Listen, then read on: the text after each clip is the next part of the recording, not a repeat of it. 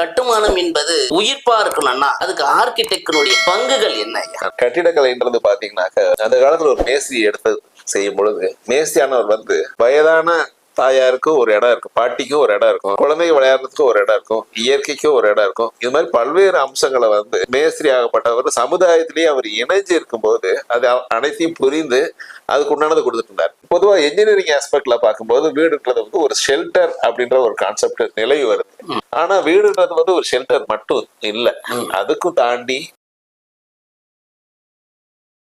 Square டைப்பே வர்றதுதான் இப்ப லேட்டஸ்டா நிறைய கட்டுமானங்கள்ல உருவாக்கிட்டு வருது. அதுதான் சிறந்த வடிவமைப்பா? அமெரிக்கால இது சம்பந்தமா பார்க்கும்போது ஆர்கிடெக்சருக்கே ஒரு 20 மேகசின் இருக்கும். அந்த மேகசினை படிக்கிற இந்தியன் ஆர்கிடெக்டோ தமிழ்நாடு ஆர்கிடெக்டோ அவர் அதையே தான் விரும்பி புகுத்துறாரு. அப்ப வெறும் கண்ணாடி கட்டிடங்களாக மாறிட்டு இருக்கு. இங்க எப்படின்னாக்க நமக்கு வெப்பம் தேவையில்லை.